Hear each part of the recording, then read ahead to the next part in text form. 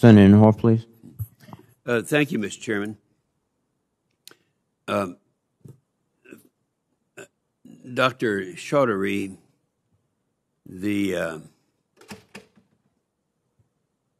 I believe, and I could be wrong, and correct me if I am wrong, that you are the one who was advocating using artificial intelligence on our military personnel to identify toxic communications. Is that correct? Where are you? Senator, that is correct. Okay, well, I think it's a really horrible idea. Tell me why it's a good idea. Thank you, Senator, for the opportunity to address that article. The intent of the article was to engage in a public discussion on addressing extremism, as well as other areas affecting readiness. The article fell short of that, and I regret that.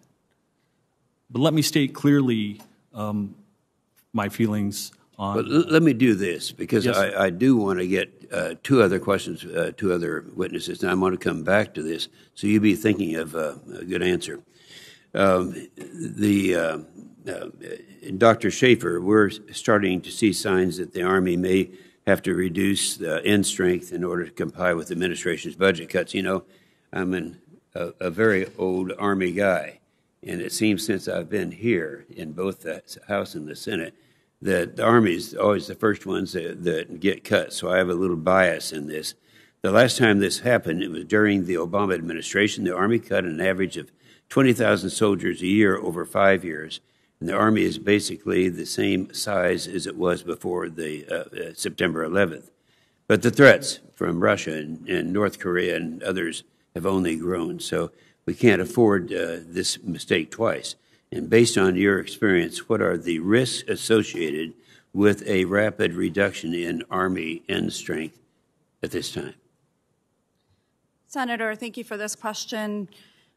This also concerns me. I think that what we're seeing in Ukraine illustrates the fact that we live in an extremely uncertain world, and the Army is being asked to address a variety of threats.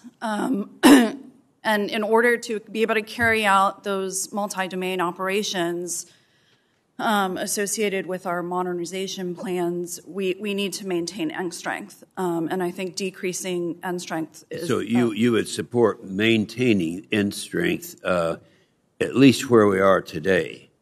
That's correct. Okay. And I would, you know, given the new NDS that's coming out, I think we will need to appropriately calibrate that end strength to these future threats. Well, I appreciate that very much. Mr. Parker, since you last served in the Navy, there have been several preventable major ship collisions, groundings, fires, and other incidents. And Navy investigations attribute the accidents mostly to personnel-related causes such as inadequate manpower or training.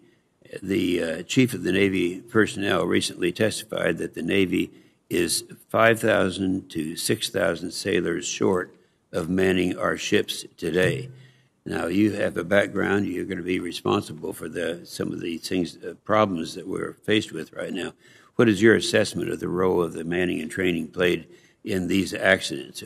You know the accidents I'm referring to, and you know that we have observed that we need that we are short.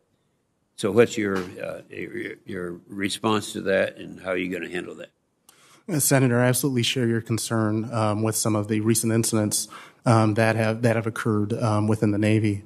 I believe many of those, similar to what the Chief of Naval Personnel said, are attributable to manning issues and other challenges within the force. I understand that the department is working hard to address that.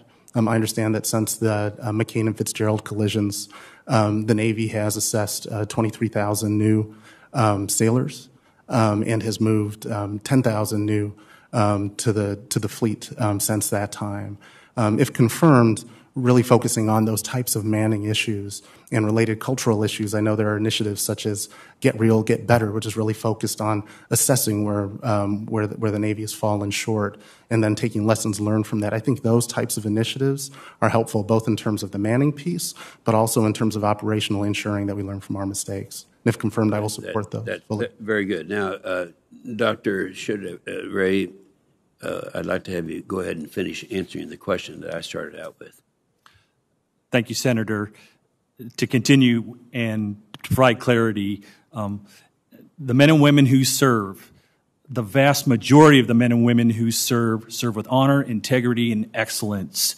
And I believe that the constitutional rights of our men and women who serve should be protected, period. If confirmed, I will work with Secretary Kendall and follow his lead on addressing extremism in the military. Okay, well, except you've already addressed it. You've already talked about it, and I've already expressed my feelings about that issue. Thank you, Mr. Chairman. Thank you, Senator Inhofe. Senator Hirono, please.